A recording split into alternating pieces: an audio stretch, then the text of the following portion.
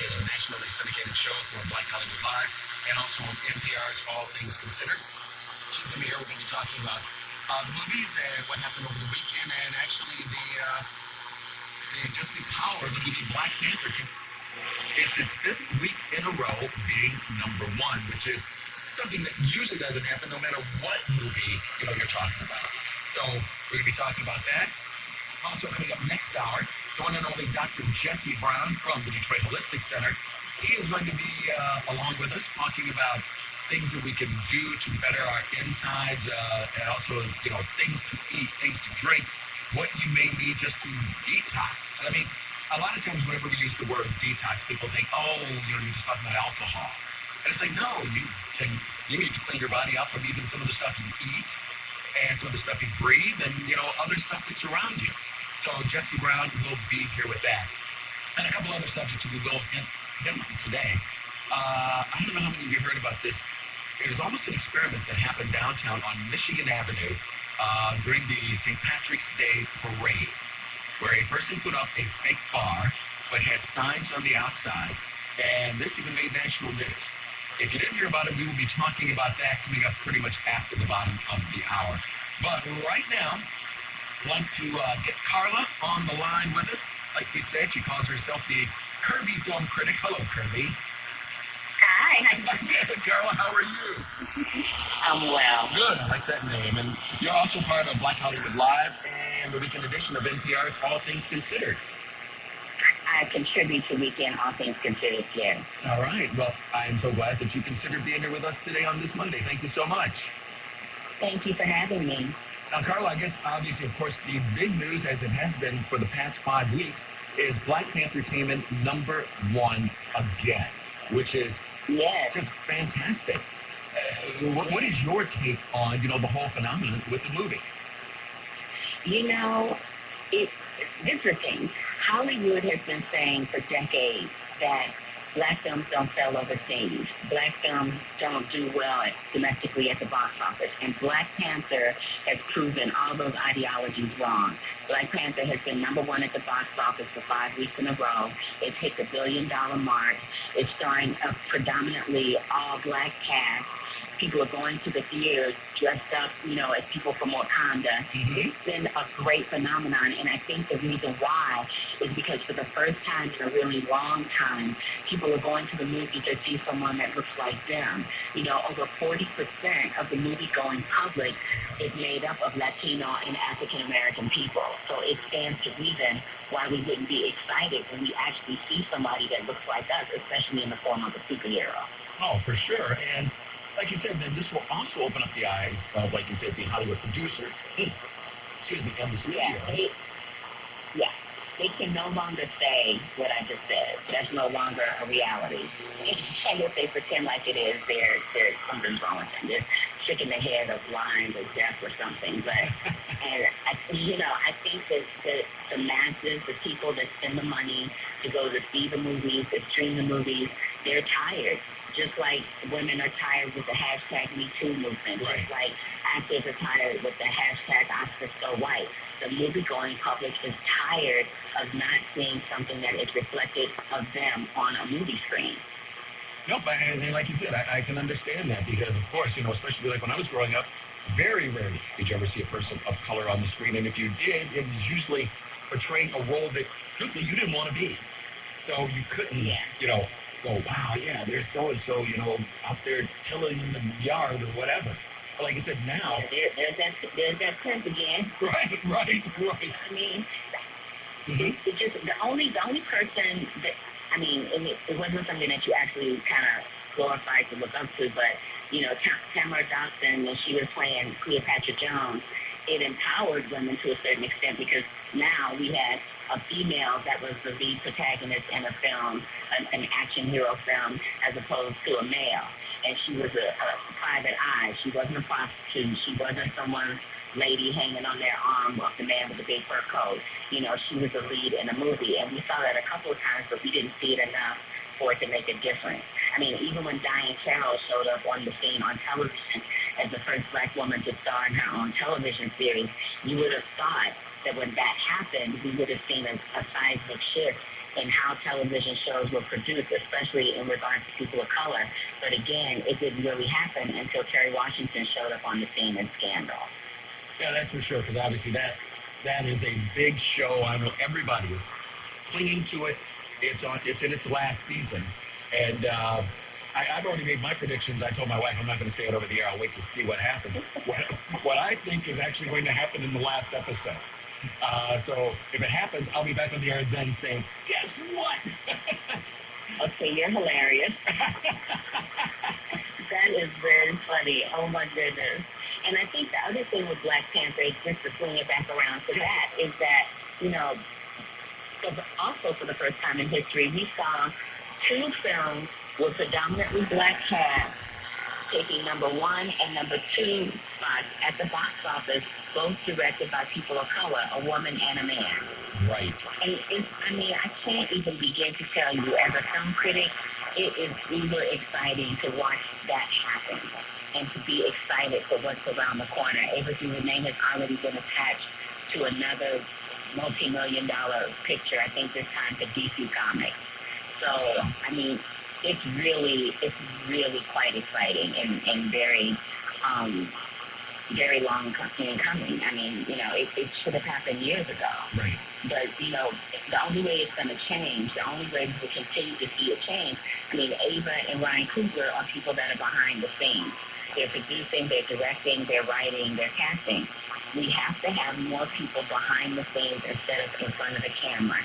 Everybody wants that glorification of being in front of the camera, being that star. But that is a very short, it includes a very short list of people. The lifespan of that is very finite. And you can be a director for years. Yes, you can be a producer for years. You can be an editor for years, a sound designer. You can do those jobs for eternity.